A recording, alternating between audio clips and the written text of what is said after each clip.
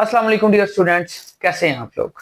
जी chapter number 8 और chapter number 8 का आज लास्ट टॉपिक है हमारे पास और उसमें मेटालिक करैक्टर और डेंसिटी इनको पीरियोडिक प्रॉपर्टीज के तौर पर हमने एक्सप्लेन करना है और पीरियोडिक प्रॉपर्टीज में इसका ट्रेंड एक्सप्लेन करना है कि पीरियोडिक टेबल में इसका ट्रेंड क्या होगा।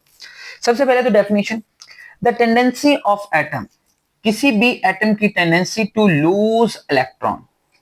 अगर कोई एटम इलेक्ट्रॉन को लूज करने की एबिलिटी रखता है, टेंडेंसी रखता है, तो वो मेटेलिक करैक्टर शो करता है और मेटल है। एग्जाम्पल की बात करें तो अल्कली मेटल्स जो कि फर्स्ट ए ग्रुप है, फर्स्ट ग्रुप, उसके बाद अल्कलाइन अर्थ मेटल जो कि सेकंड ग्रुप है, उसके बाद ट्रांजिशन मेटल की अगर बात करें तो ये 3 से लेकर 12 तक जो ग्रुप आते हैं वो सारे ट्रांजिशन मेटल्स हैं। तो ये मेटल्स भरी पड़ी हैं पीरियोडिक टेबल में। अब मेटेलिक करैक्टर का ट्रेंड क्या होता है? तो मेटेलिक करैक्टर अगर बात करें तो मेटेलिक करैक्टर जो है ना वो इनवर्सली प्रोपोर्शनल है आयोनाइजेशन एनर्जी के।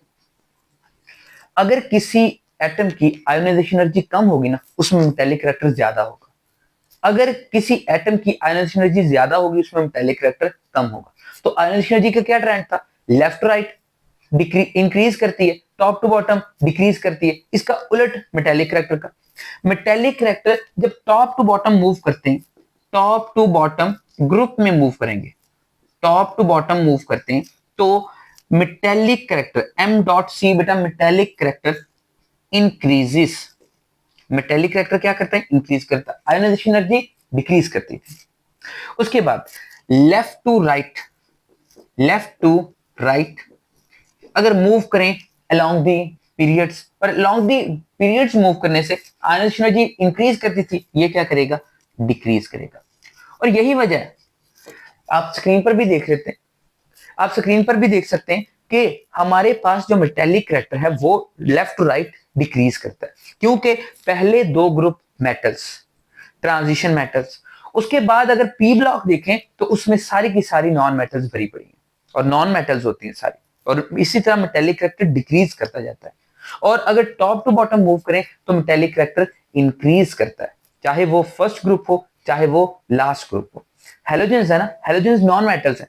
हेलोजेंस का सबसे पहला element fluorine, chlorine, bromine, iodine, इसमें ये भी नॉन मेटल, ये भी नॉन मेटल, ये भी नॉन मेटल, लेकिन आयोडीन में मेटेलिक करैक्टर आ जाता है। Top to bottom metallic character increase होता है बेटा। तो ये सिंपल सी बात है, ये एग्जांपल कर लें तब भी ठीक समझ आ गई है, तो अदरवाइज ये कि स्किप करें इसे, और ये डेफिनेशन और ये एग्जांपल और ये उसका trend.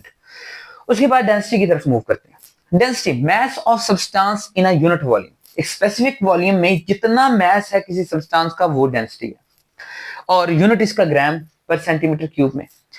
Trend in periodic table देखें, अगर ट्रेंड देखें तो ये top to bottom, top to bottom move करते हैं इन दी ग्रुप, तो डेंसिटी इंक्रीज करती है। डेंसिटी क्या करती है? इंक्रीज करती है।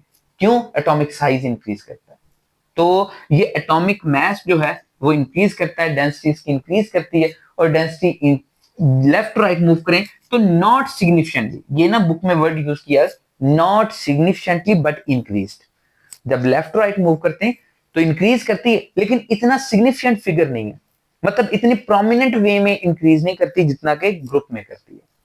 तो बाकी ये बेटा, बाकी ये कि हमारे पास ये शॉर्ट क्वेश्चन और ये भी शॉर्ट क्वेश्चन, तो कोई भी मसला हो, कोई भी प्रॉब्लम हो, कोई भी कंफ्यूजन हो तो बेटा कमेंट बॉक्स में लाजमी मेंशन किया करे, इंशाल्लाह मैं लाजमी रिजॉल्व करूंगा। थैंक यू सो मच बेटा, खुदा हाफिज, दुआ में याद रखिएगा।